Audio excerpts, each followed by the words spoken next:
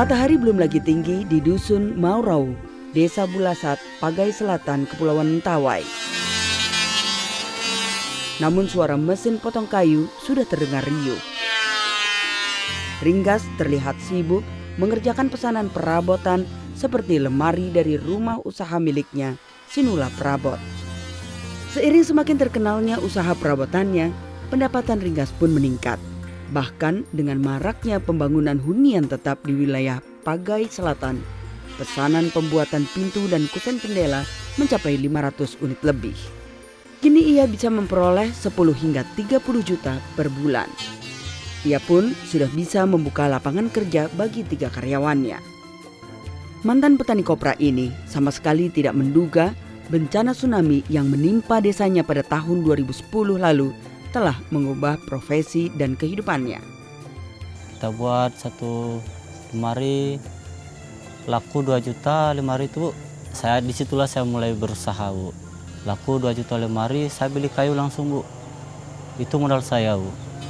Datang kayu, baru datang orderan lagi. Berkesinambungan datang orderan hingga sekarang ini.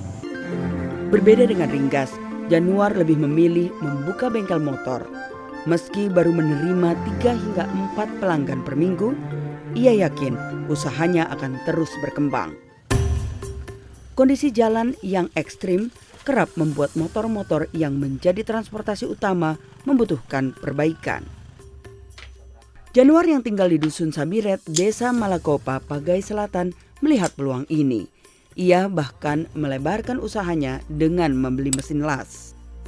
Usaha sendiri, Bu. Hasil dari kemarin kita itu bengkel kita ngumpul-ngumpul, ada uang hawa Pak minta itu 5.000 umpamanya kan, karena ada keinginan kita itu supaya kita bisa maju bangkit kayak gitu kan ya, karena kita lihat kondisi motor di sini banyak putus-putus las, knalpot, banyak putus-putus standar. Jadi berarti di sini masyarakat di sini membutuhkan las, itu kita pikirkan, berarti kita harus usahakan.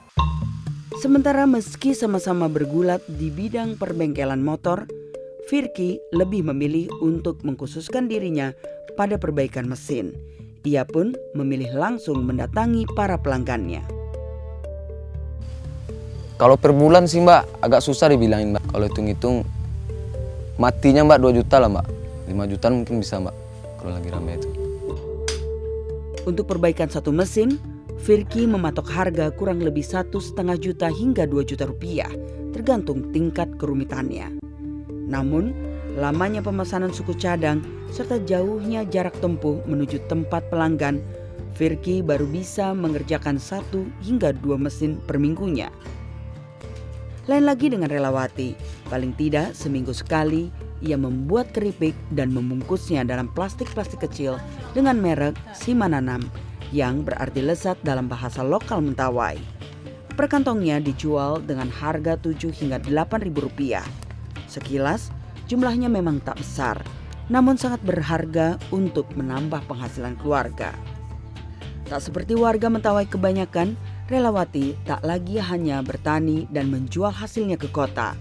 Ia memanfaatkan sumber daya alam yang mudah didapat seperti pisang, talas, dan ketela, sehingga tak perlu mengeluarkan biaya produksi yang besar untuk membuat makanan ringan seperti keripik. Keripik-keripik buatan kelompok perempuan Mentawai ini bahkan pernah menembus pasar di Padang. Keberhasilan Ringgas, Januar, Firky, dan Relawati hanya merupakan contoh kecil dari keberhasilan program pemulihan mata pencaharian Kepulauan Mentawai, terutama mengingat keterbatasan infrastruktur dan akses di Mentawai. Sebuah program kerjasama antara Badan PBB ILO, FAO, dan UNDP bersama pemerintah dan warga setempat dalam memulihkan kembali kesejahteraan masyarakat pasca gempa bumi dan tsunami yang terjadi pada tahun 2010. Lebih dari 2.000 rumah luluh lantah ketika itu.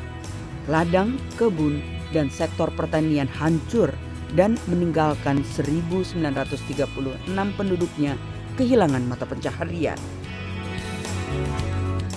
Untuk itu ILO bekerja sama dengan Balai Latihan Kerja Padang dan Universitas Negeri Padang melatih warga Mentawai guna meningkatkan kemampuan mereka dengan menggunakan pendekatan pelatihan kewirausahaan 4-in-1.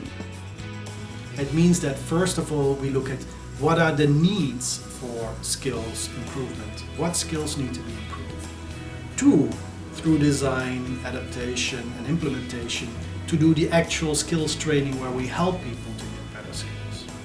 3 is through assessment and certification to make sure that the people who have benefited from training really got an upgrade in their skills. And 4 is after training support.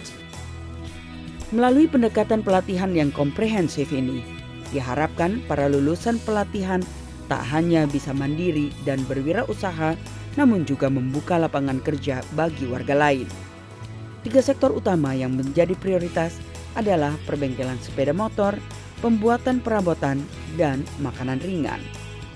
Pelatihan itu sesuai dengan kearifan lokal dan juga ILO sudah memberi semacam bentuk life skill di bidang manajemen pemasaran, membentuk jaringan keluar, dan juga mereka dilatih bagaimana memanage suatu usaha.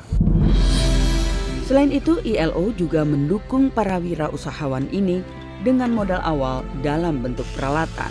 Walaupun bukan uang yang dikasih, tapi modal peralatan, tapi cukup mapan untuk kalau ada usaha kita mau bekerja keras, dengan alat itu kita bisa bangkit, Bu. Kini kehidupan di Kepulauan Mentawai kembali bergairah.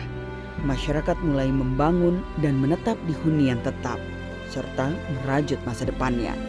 Yang terpenting saat ini adalah mengembangkan usaha yang ada dan harapan akan kehidupan yang lebih baik. Pengen punya bengkel yang lebih besar lah, Mbak. Punya karyawan yang banyak kalau bisa. Kalau jalan ini bagus, saya membuat jaringan di Sikakabu. Ya, rencananya ke depan kita coba dulu di kampung di sini. Jadi kalau sudah bagus pengolahannya, baru kita impor dia Pak di Tuapejat.